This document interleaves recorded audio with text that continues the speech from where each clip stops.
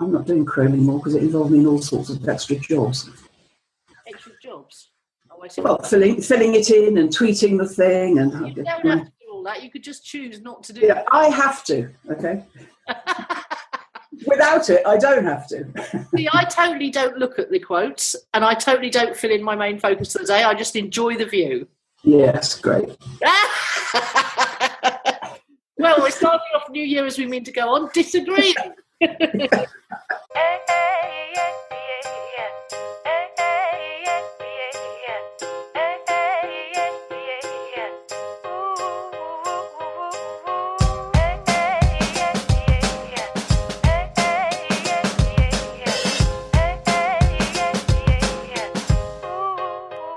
Welcome to Own It, Your Business and Your Life, with Nicola Cairncross and Judith Morgan. In this podcast, we're going to cover everything you need to embrace to become a successful entrepreneur, marketing, money, and much, much more. How to create a business doing just what you love. How to own it, your business and your life. This one will be fast, funny, feisty, and very lively. So sit back and enjoy the show.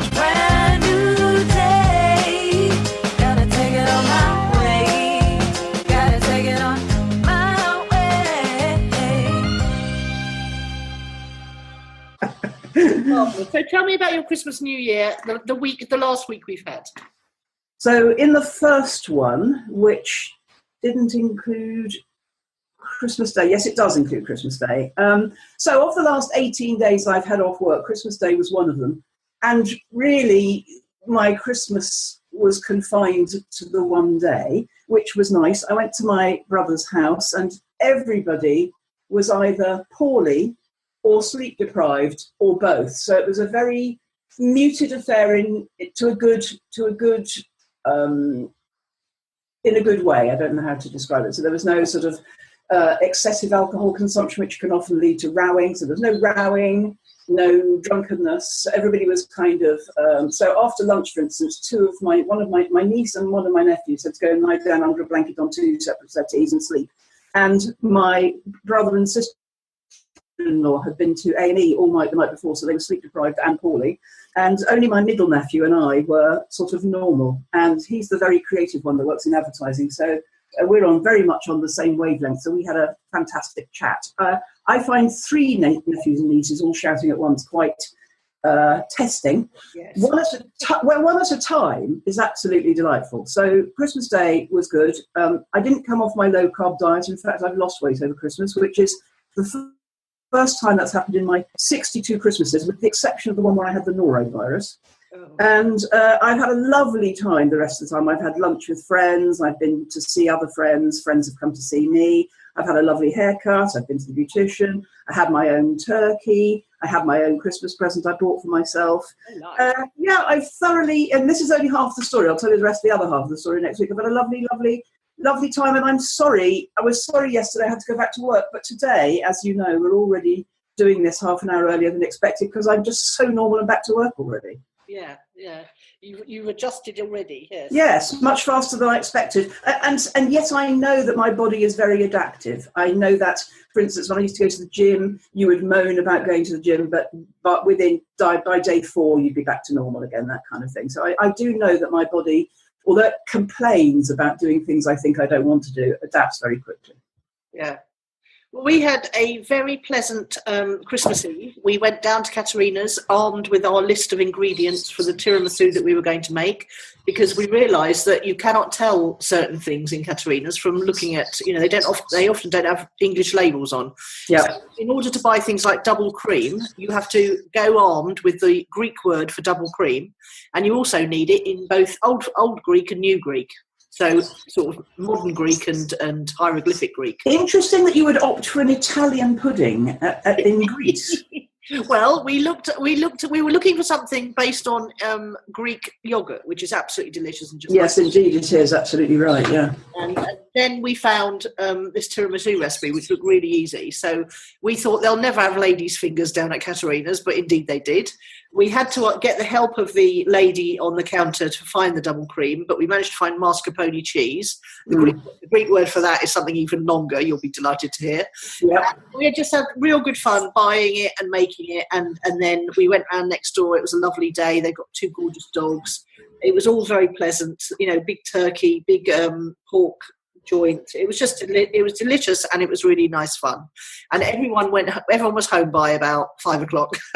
And my understanding then that your contribution to it was the tiramisu. Yeah, everybody did something. So one person did the pork joint overnight, one person did the vegetables, the hostess did the turkey, and she said actually it made a huge difference to how stressful Christmas Day was at knowing that other people were in charge of things. So instigate that as a tradition. I think it really worked very well. And the one thing about hanging out with slightly older people is we realise that you go to someone's house, and if it's for lunch, you're usually gone by 3 at the latest. If it's for dinner, everyone's home by sort of 10 or 11 o'clock.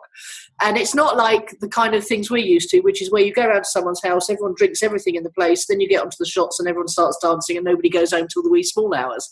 It's a lot less exhausting. Yes, so I hope it doesn't catch on in a way. I mean, I don't want to go out to lunch and go home by 3 o'clock. That sounds a bit dull, really. Well, I imagine. But the thing is, they've got dogs to walk, you see, because yes. And they all sound sensible. How old are these older people? They're generally sort of late 60s, early 70s.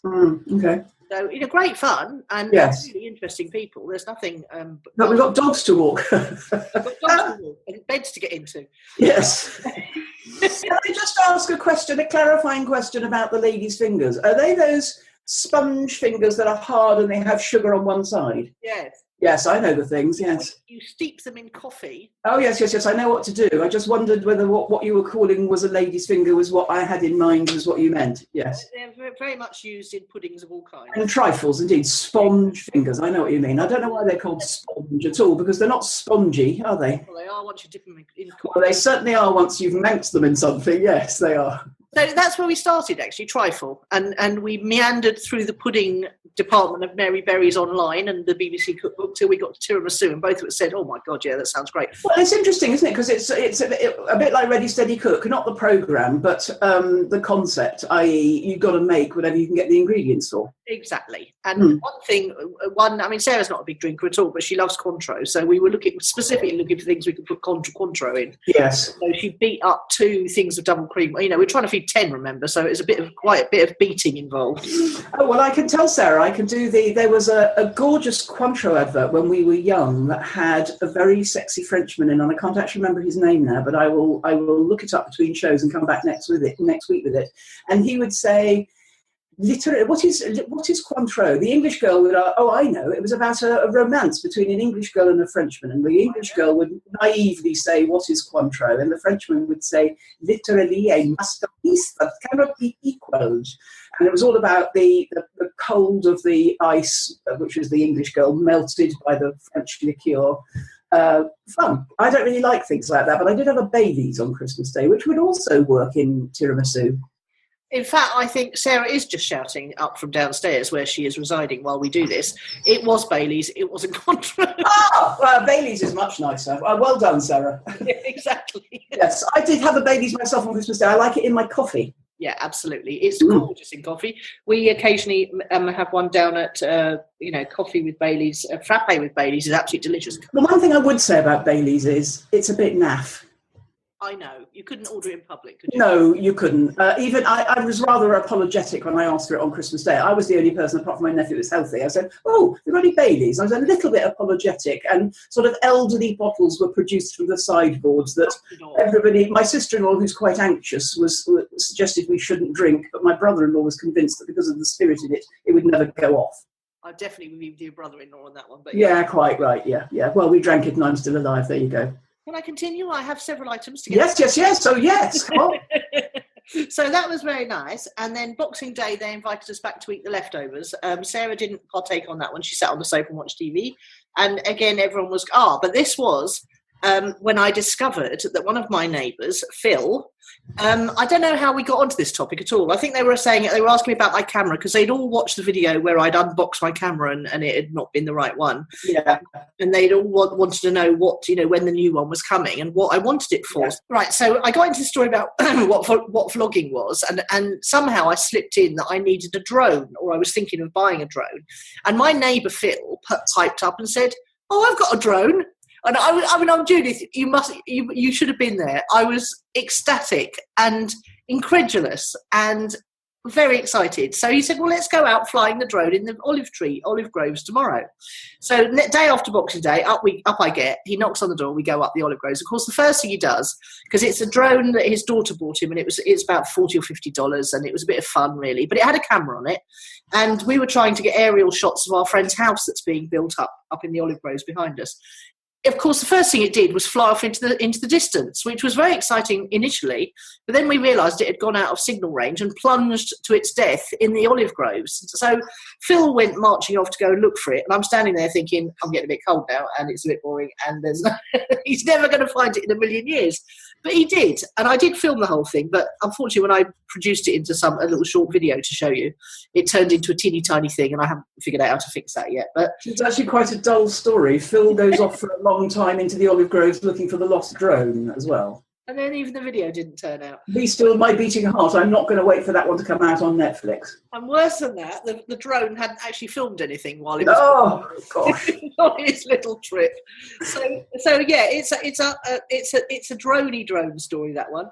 But it was rather marvellous. You certainly manifested a man with a drone. Well, only. I said that. I said you'll bump into him. And in the last episode, I said, I know it's not the same man, but it's interesting, isn't it, that you should find a neighbour with one. You are, Judith. Yeah, no, brilliant. And going back to the leftovers point, leftovers is my favourite. Yeah. And that's why I have my own turkey, because if you go to somebody else's house on Christmas Day, you've got to have your own so you can have leftovers. I know, I knew that, and I do exactly the same. Yeah, yeah, exactly. You have your own turkey because you need leftovers, and particularly bubble and squeak. Oh, God, I love bubble and squeak. Oh, so do I. With Branston pickle. Yeah. Keep going. Have you got more on your story after your drone thing? No, nothing I can't say for another section. Okay.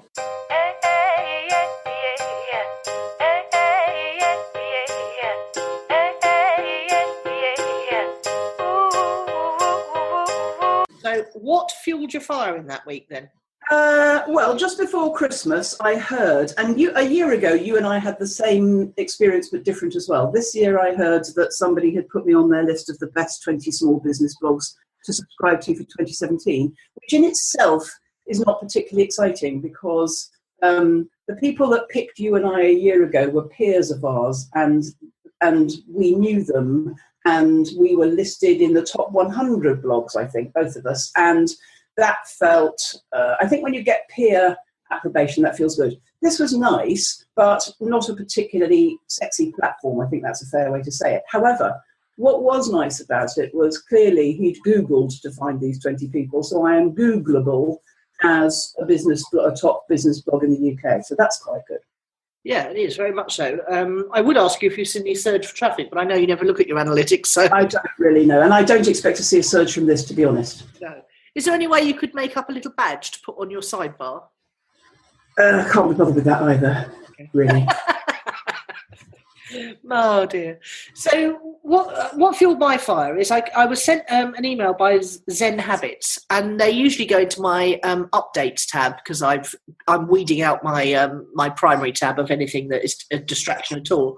But I found this rather nice, and I've moved it into my main inbox to remind myself of it. And it's called Mindfully Free of Wanting People to Be a Certain Way. And because this is a big challenge for me, because I'm the kind of person who does stuff and I want other people to do stuff too, including my daughter and my son. And, I get very fired up on behalf of other people. And it's quite stressful. And so when this email came in, I read it, and it's really nice. It says, one of the biggest sources of difficulties for every single human being is the desire for people to be a certain way. We can't seem to help it. We want the world to be the way we want it. Unfortunately, reality always has different plans, and people behave in less than ideal ways. The problem isn't other people, it's our ideals. Yes, it would be great if people stopped killing animals for food and fashion and became vegan instead, but that's not the reality I'm faced with, and it's not going to happen for some time ever. I think it would be great if my kids behaved perfectly all the time, but that's not the reality of kids or any human beings for that matter. Yes, it would be great if my wife always agreed with me, but that's not going to happen. So the problem is we have ideals about how people should act or ways we'd like them to be. People don't act in those ideal ways or aren't the way we'd like them to be. We get bothered by that reality, frustrated, angry, sad, disappointed and stressed. This makes us unhappy and damages our relationships with others. This is obviously not great. And he goes on to talk about a couple of options. And, when we think about it this way, it's obvious that option 3, which is letting go of the ideals, be happier and less frustrated, is the best route. And then they talk about the objections of letting go of the ideals, how to be a different way. And I really found it very, very helpful. So this is something I'm going to work on very hard in this year, because I do tend to get, I think that's part of my charm, is that I get enthusiastic about other people's potential, but also it must be very annoying and frustrating. But it's frustrating for me, and it must be annoying for other people, and they must sometimes feel not good enough. And I'm very mindful of that with my daughter, because she's coming along a pace in what she's doing, and she's really growing and learning very fast. But if I overwhelm her with what she could do, she'll feel inadequate and not do it. So that's what's fueled my fire this week, trying to... and could I pick you up on some language there? I'm going to work very hard on this. It could just be easy. Okay, yes. And for me, the underlying principles are, if you love and accept yourself exactly as you are obliged to love and accept other people exactly as they are as well. Yes, and that feeds into something else I'm going to talk about on one of these 2 episodes, and I can't remember exactly when, but yeah. Okay. Yeah, it's good. Yeah, nice. But it's a long reasoned argument, as you'd expect from Leo Barborta, about, loving and accepting each other as we are. There's no way that we can make anybody be anything, nor should we. And I think actually, I'm not a parent, but I observe other parents, learning to love and accept their children as they are, particularly. Yeah, and Gary Vaynerchuk talks a lot about this, because his mother gave him a very healthy self-esteem. And in fact, only this Ask Gary V, or Daily V, he's talking about it. And he says, you've got to emphasise beyond all reason the things your children are good at. Let them know, for example, if they're not good at maths and they are good at art and music, really go stratospheric about how good they could be with practice on the good stuff. Obviously, they need to be able to count, but don't, if they're struggling with maths, don't fixate on that. And he was just saying, that's part of how he's become so successful, because he doesn't worry about what he's not. He works on what he is. Yeah, accentuate the positive.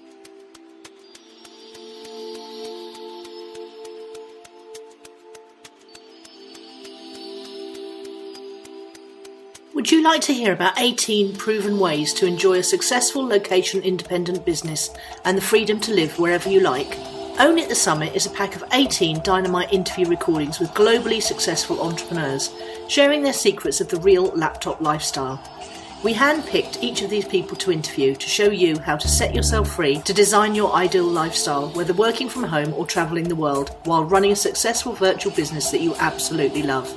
Just visit ownitthesummit.com and get your hands on these life-changing recordings today.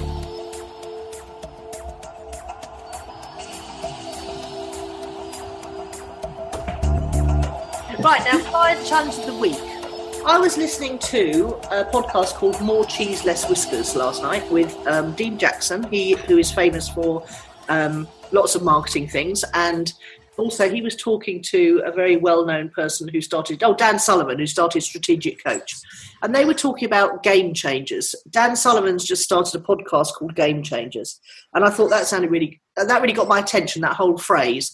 They were talking about how can you in your business become a game changer? How can you become so good, and this was a great phrase they used, become so good even your competitors want to become your customers.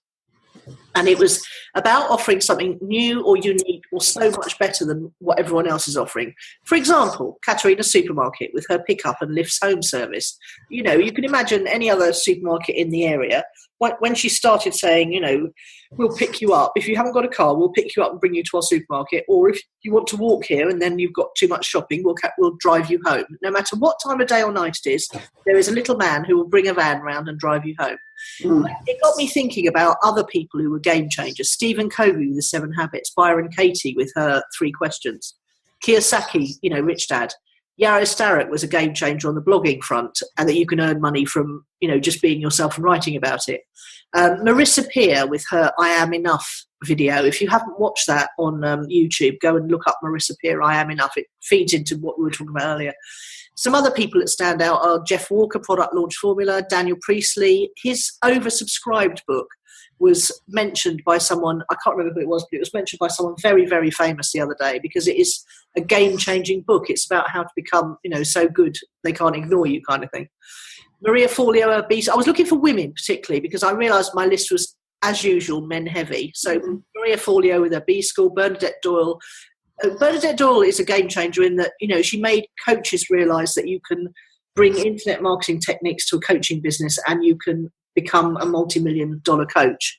And she's a Brit. So I think that was a game changer in itself. Ryan Levesque with his Ask book and formula, which is great. Dan Norris, obviously 7-Day Startup. Nigel Botterill was a game changer. He offered business coaching to business owners in the UK at affordable rates. Gary Vee, obviously. Rich Sheffrin with his Internet Marketing Manifesto, where he proved that everyone was doing everything and that was the wrong way to do it. And obviously Casey Neistat had to be in there because he's a game changer for me in terms of, and for lots of vloggers and video makers, as in he brought filmmaking techniques to YouTube. So I was just thinking, you must have some clients that are doing things better or unique or new, or some of your clients could possibly think about, especially the ones who make things. I'm sure that there are some of them who wrap up their stuff really beautifully or put something in a special box. Or how could you make your product or service so good it's a game changer? Well, let me tell you what I see when I look at that list. Stephen Covey, Byron Katie, Robert Kiyosaki, Yarrow Starrett. I see the opposite of slippery eel. I see get known for something. Yes. Byron Katie and her 3 questions. When did she invent them? About 20 years ago. Yeah, probably. She hasn't constantly changed her mind about who she is or what she is, or changed her business model, or, you know what I mean? Gets known for something. Quite a lot of those things. You gave us one example about what you associate with them with. So, Dan Norris, we know, has done lots of things, but you went 7-Day Startup. There's his thing. Yeah. Marie Forleo, lots of different stuff, but B School is the main thing. Get known for something. And yesterday a client was asking me, how can I start to make some money from this? I said, well, stop changing your mind about what you want to offer people. Pick one and market it for 3 years to the exclusion of all else, and then you'll be known. Now, do you mind nipping back to what we were looking at? Because that was my prompt sheet. Now, there's something else. Yes, I know. Alice, the artist who listens to this, did something before Christmas that I wasn't sure about and worked really well, which was after an exhibition. She drove a painting that somebody had bought round to their house before Christmas in the traffic, not far away, but a reasonable different distance away. And I went, not sure I'd be doing that. But actually, she was pleased when she did it. I can't actually remember why now, but there was some good result came from it. And yesterday, she got me to look at the website of another artist who we thought was quite marmitey. But I noticed that he said on there, whoever buys a painting from he personally delivers it. The advantage that springs to mind for me, well, it makes the person who's bought the painting realise how much the artist values the painting enough to look after it, which increases the value in the purchaser's eyes. And the other thing is that the artist then gets to take a picture of it in situ. I also think that it's the same thing as Katerina, which is the Katerina thing is about the best customer service that you can possibly imagine. So the customer experience is great. It's interesting you should say that, because somebody rang me out of the blue as the phone rang a minute ago in the podcast, and I answered it, and I was still in I don't answer the phone mode, and I answered it anyway. It was someone who had joined up for a month's trial on $1 and wanted to cancel, and his payment had just been taken. And I said, it was a very bad line, so I was struggling to hear him. And I said straight away, no problem, I'll refund it, and if I can, I'll give you another trial, because he hadn't had time to try out his month's trial. So I said, well, I'll refund the money, give you another trial if I can. And then I put the phone down, and Sarah said to me, you got to listen to yourself on these calls. You're so abrupt. It just sounds really rude. And I said, well, I didn't mean to be, and I have given him everything he wanted. So I followed up with a nice email, reassuring him. And now what it made me do was go and look for a customer service help desk solution.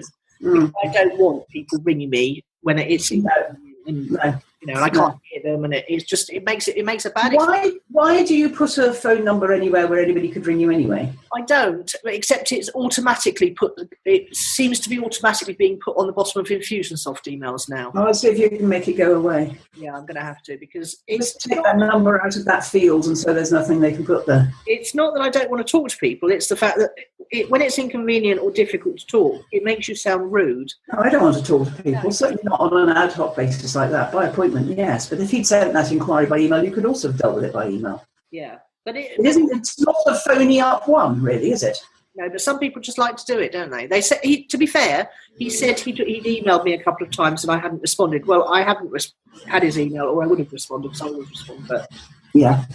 So these things happen. So what it did was it prompted me to get a customer service support system in place, because, I'm really focusing this year on one thing, as you know, the membership site, because I believe it's the best way to deliver training and support to people. And I want my support system for that to be as good as the actual software of the membership site itself. But coming back to this thing about being a game changer, that's what I'm going to be trying to do in the internet marketing mentoring space. I want to be a game changer. I want to have an app that connects to the membership site so people can get help, from their mobile phone, no matter where they are. I want the customer support and service to be so good on that nobody has a bad word to say about it, and they can only recommend it. I think the app's going to be a game changer in itself, and nobody else has got one. So that makes it a game changer immediately from a marketing point of view. But I actually want it because it makes the membership site easier to use and much more fun to use from a mobile phone. So I think if anyone listening, if you could think about how you could add something to your service or product, how you could take something away from your service or product to make it a game changer in the marketplace. And then that will really help you become, as Dan Priestley says, oversubscribed. I also think there's an opportunity, Marissa Peer's a good example of this, of doing it your way. So everybody's always obsessed with how it should be done. But actually, if you feel you want to do it in your own unique way, do it in your own unique way. Have the confidence to follow your gut instinct and take a picture round when your business coach doesn't necessarily think that's a good idea. Be your own person. She's an interesting example, actually, because she's been a psychologist to the stars for a long time. And the game changer for her has been teaming up with Mind Valley. She went to Mind Valley, she got to know them, her husband goes, they go to the A-Fest things, they've got to know Vishen Lakhani. She was invited to speak at the Mind A-Fest, which is Awesomeness Fest. And it was a game changer for her, that speech, because everybody rated it the highest presentation they've seen. Luckily, they videoed it, so then they put it on YouTube, and it's the most watched Mind Valley YouTube video. And it's sending her global because that's a game changer for her business. But so a strategic partnership with someone who could get you out and expose you to more people would be a game changer, wouldn't it? Mm. So I like being visible so as to increase the opportunities for that sort of thing would be a game changer for some. A lot of clients hide their light under a bushel. Say the beginning bit because I missed it. Being visible. Being visible, not because otherwise nobody can, pick you up for a strategic partnership if they can't find you. Oh, totally, yes, and make people aware that you're interested in that sort of thing as well. Well, be interesting, but be Marmite. Have a tab on your website that says joint ventures. Make it really bloody easy and obvious for people to see that you're up for it. Yeah. But yeah, so I love the expression. I think if you can think about how you can be a game changer, how you can make your business, how you can game change your business, who you could work with to change the game, just, use that expression and just play with it. Lots of different ways to go with it, really.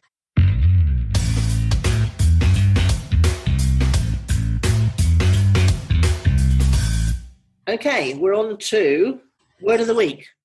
Yes, I'm going for stop.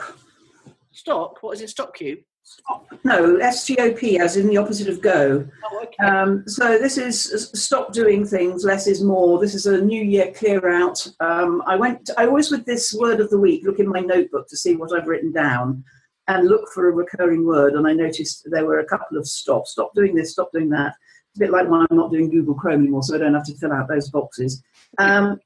Stop doing stuff that accumulates as the year goes on. Clear start, more space, that kind of stop. Okay. Mine is limbo. Because I felt like I've been in limbo over Christmas and New Year. It's a completely manufactured holiday, which, if you're not religious at all, has absolutely no meaning. And when you're in a place where you're not buying lots of Christmas presents, that doesn't take up any time either. Our Christmas presents have been arriving in dribs and drabs, by the way. So every time we go to Katerina's, there's more Christmas presents still arriving.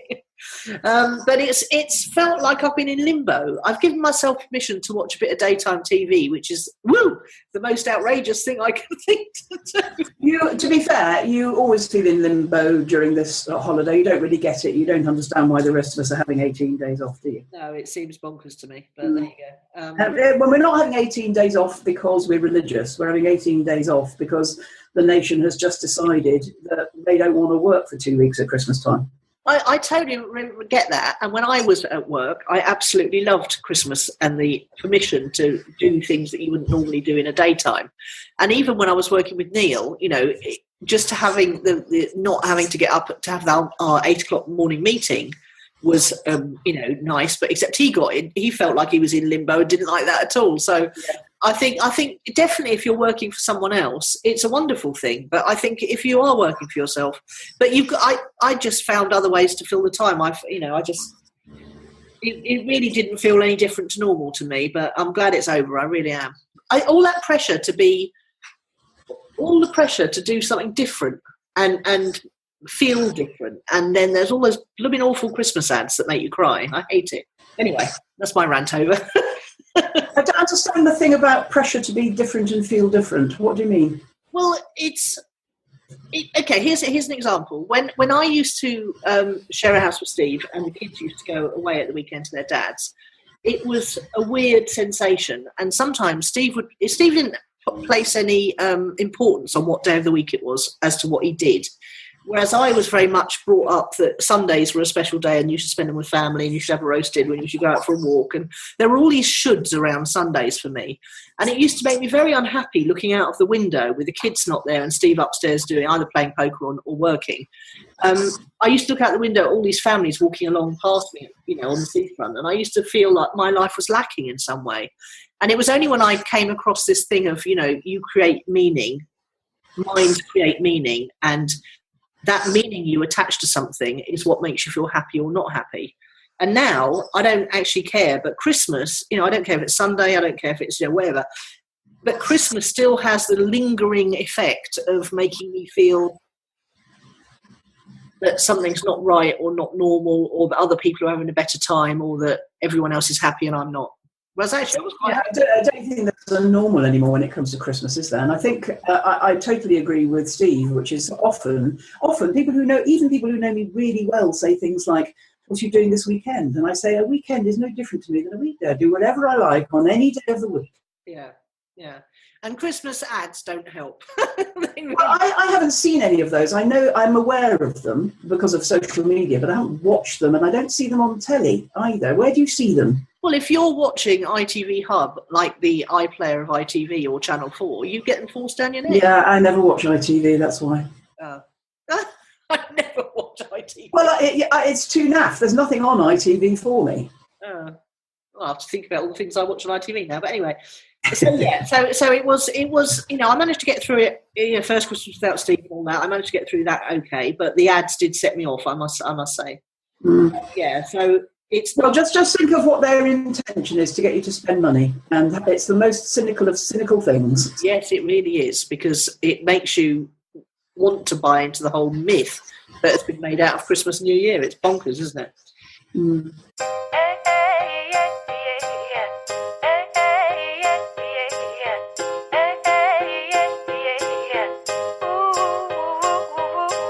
Anyway, moving on.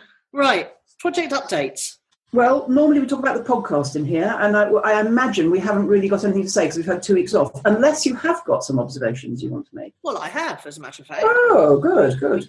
The downloads have picked up over Christmas and New Year. So we had a bit of a down month in November, but we exceeded November and flew past October's download figures in December, which is interesting. I just copied you in on Facebook on a post that one of my clients shared, the client that Susan, that is the podcast expert, that says that it's been coming for a long time, but 2017 is the breakthrough year for podcasts. It gives all sorts of stats about the numbers of British and American and Australian people who listen to podcasts and why. And of course, it seems logical to me that when we've all had 2 weeks off, people have had time to listen to stuff. So people have commented. I mean, Leah Butler-Smith, who is a very well-renowned internet marketer, said, "I've just caught onto your podcast." Absolutely. Yes, so I saw her saying that. Yeah. So I think it is going to be a good year for it. I just I feel personally a bit frustrated that I can't work out how to market it better. But what do you think when you've read that article? I tagged you. I put Nicola Cairncross FYI on it. Okay. All right, we'll do. And the other thing, perhaps, is we could take one of these sections and actually review our website together, which people might find useful. The podcast website. Yeah, we could do that in next week's episode if you want. Yeah. Okay. Okay. Good. What about you? What are we? So, project updates. Have you done anything? I'm not doing anything ever in this section ever again, except for the podcast. You can if you want, but we did decide we were going to make this about the podcast. But if you want to talk about your projects in here, fill your boots. Well, I'm just wondering if there's ever enough to talk about with the podcast, but perhaps that's the problem. We're not really. Well, I think we should make it so that there's something worth sharing in there every week, really. Well, in the meantime, lovely listeners, the one thing you can do to help us would be to go to iTunes and give us a review. There is a little video, a link to a little video on every episode of the podcast at ownitthepodcast.com, and reviews and downloads and subscribers actually make a huge difference for us. So if you could spare 2 minutes to give us a review and subscribe rather than just listening on the website, if you've got an iPhone, an iTunes device, that'd be great. Or Stitcher? Does the Stitcher subscription help? No, it helps with downloads, but it doesn't help with iTunes chart ranking. What would help us would be to get out of the top one. We're in the top 100 at iTunes, but what would really help us is to get in the top 40. And the 3 things that drive that are subscriber numbers in a week, downloads in a week, and reviews in a week. So that's what we need, really.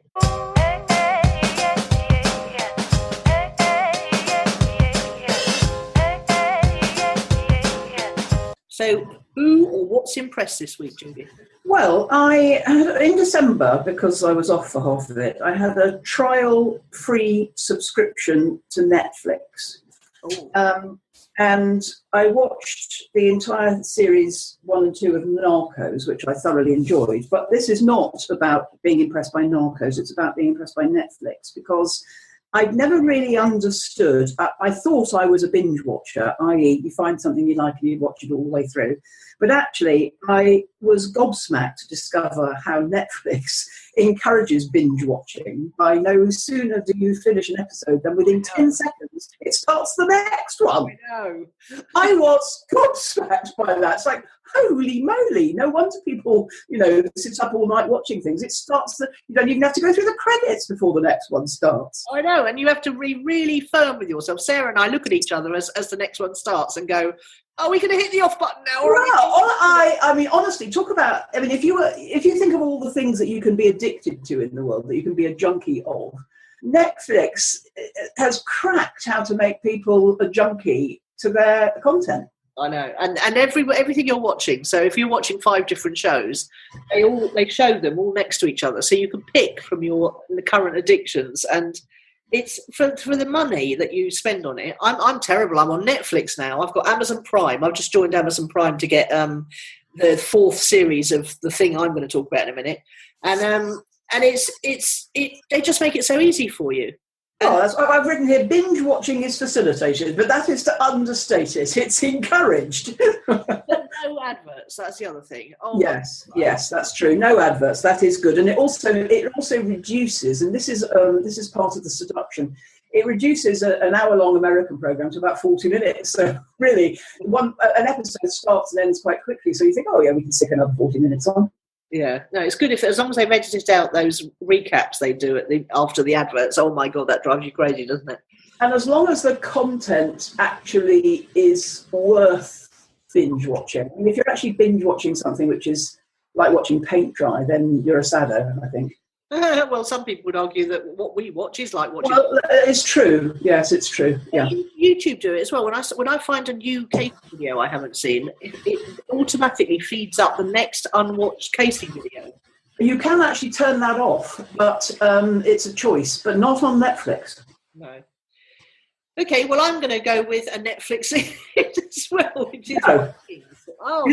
Sorry, I couldn't hear what you said. Vikings.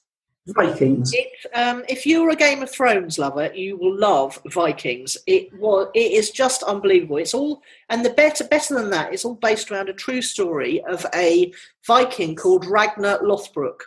And he was a formidable, legendary character, and it's the story of him. And we've just done 3 series on Netflix, and I had to join Amazon Prime to get the 4th series because it's only on Amazon Prime right now. But it's absolutely brilliant. You have to look away during the fighting bits because there is Vikings are known for bloody fights, and they do indulge themselves in that recreation quite a lot.